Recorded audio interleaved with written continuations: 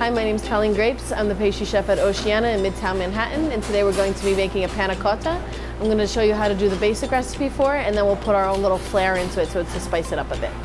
So to start, we're going to be putting in 3 cups worth of heavy cream and 3/4 of a cup of confectioner sugar. Panna cotta is really fantastic because there's really not a lot involved in it.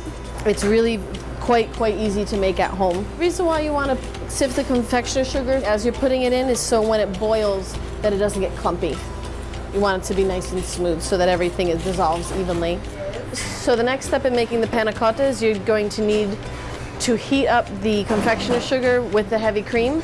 So we're going to put our heavy cream and confectioner sugar on medium-high heat, and then while that's doing its thing, you have a cup's worth of milk, some Knox Gelatin, and some vanilla, and you're just going to mix those together and you're going to let it bloom for about 3 to 5 minutes.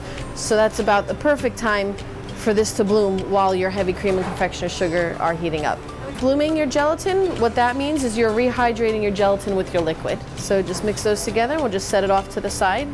And now we're waiting for this just to come to a simmer. It really doesn't have to come to a full boil. You just need it to be hot enough to make sure that the gelatin is dissolved. Once your heavy cream and confectioner sugar have come to a quick simmer, at this point now you're going to put in the gelatin with the milk that has also been bloomed with a little bit of the vanilla.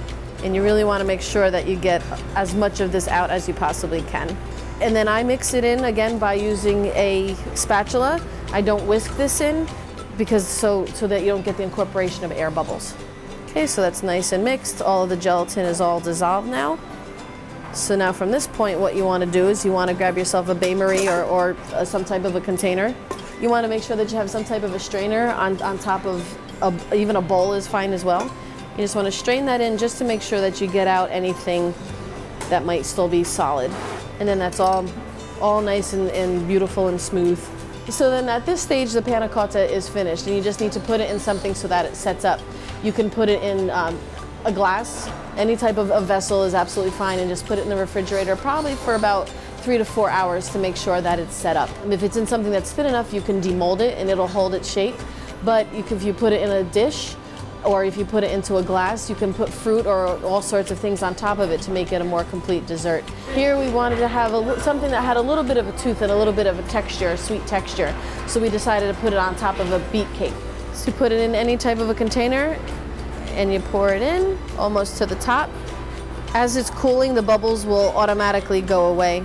Even if you put it into another type of a container, you'll see some bubbles on top, but those will disappear once it starts to cool down. And then we just let these sit in the refrigerator for about 3 to 4 hours. So then after 3 or 4 hours, we demold the panna cotta. And this is what I was saying before, it gets a nice little pink hue to it just by the beets kind of dyeing the panna cotta above it. And then we finish it off with a little bit of a lime and mint sauce. So then that's it. That's the panna cotta that we have here at Oceana.